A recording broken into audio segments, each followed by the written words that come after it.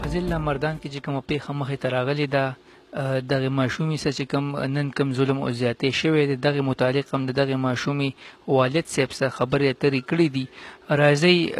چې د والد صاحب خبرې اترې واورو چې هغې څه وایي او د پولیسو وینا ده چې دا ماشومه د مرۍ د دباولو د وجې نه قتل کړې شوې ده. زما نوم حبیب الرحمن دی. ښه دا واقع څنګه شوی دي؟ دا واقع چې داسې شوی زما ماشومه لور وه حسینه نوم یې و د 5 سال. ښه دي. دا ما درس کو تدریس بناتو ته صحیح ما یې باندې سبق کړو دا ما خواله راله ما سره دغه وکړو او ما سره ناسته وه نو هسې هغه لوبې مو ما سره کولې. صحیح ما ته وږې وه ما مور ته ویلې وې ما یې روټۍ له راوړه. صحیح هغې روټۍ خوړله ما یې بار ووته ما یې څه کوې لاس یې نیمه صحیح راله د هغې وخوړه روټۍ وخوړله او بیا داسې بار ووته تقریبا دا داسې د پوکم 4 بجې داسې 4 تقریبا داسې کېدو والی. صحیح نو بار ووتله خو عام معمول مطابق د ماشومانو سره لوبې کوي کله ګرځي مو خو په کمره کې او بار چې کوم دی نو صحن کې بیا نور طالبات هم وي او هغې سره شور وي هغې سره کله وي کله بار لوبې کوي خو داسې ماشومه نه ده چې یا چا پسې ځي یا چا نه څه واخلي لکه دا عادت نه دی. صحیح صحیح دا مونږ خو خپل معمول مطابق چې څنګه تدریس وکړو نو زه لاړم دغه ته جمع ته لاړم مونځ مې وکړو چې مازدیګر مونځ مې وکړو نو بس مونځ پسې مې په خپل ځای باندې ناست وو او دلته چې دوی څنګه چوټي ورکړې وه 6:30 بجې نو د هغې نه وروسته بیا ماشومان راټول کړي وو هغې له چای مې ورکوو او ماشوم یې تپوس یې کړی نو هغې چې ماشوم ورته چې ته لوبې کوي نو تقریبا په دې تمه کې دي داسې نیمه ګنټه لږ به وخت تېر شو بیا 7 بجو کېدو واله وي 7 بجو کې هغه تقریبا 10 منټه ځان ته پاتې وو هغې خپل منډې ترلې په هغه نږدې ځای کې کړې وې چې څنګه مونځ وکړو مونځ پسې ما ته رینګ وشو ماته ماشوم وخت تاسو نه دی تللی ما یې ما سره نه دی تللی څنګه چلوې دا خو تقریبا ډېر وخت نه مونږ ونه لیدله ورکه ده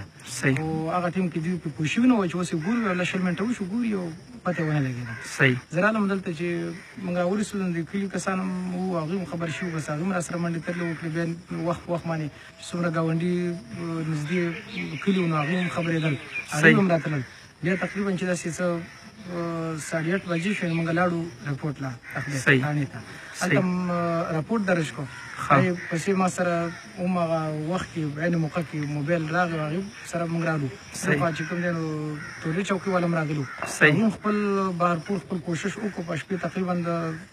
2 بجو پورې باران هم ورېده د هغې مطابق خپلې منډې ترلې هلې ځلې د کلي خلکو چې څومره چمګاون کلي دي هغوی ورسره پولیس انتظامي مرګرو هغې ټول منډې ترلې مو خو 2 بجو پورې موږ ته هېڅ قسمه سراغ میلاو نه شو. د هغې نه پس بیا موږ کور کې مو خپل هغه کوشش منډې ترلې وه دغه کول خو تقریبا سهار مونځ ته نږدې ټیم کم و بیا مونځ هم وکړو مونږ پسې بیا رالو ملګري رال د چمګاون نږدې هغوی موټرسایکلو باندې یو سیټ ته ولېږل بل طرف ته هغوی اعلانات وکړل بیا چوکۍ والا رالته ډېر نو هغوی وایي چې ځو په دې ماشوم پسې ګرځو که چاته هم پیدا کړه ګرځو دې ګنو کې یا جوارو کې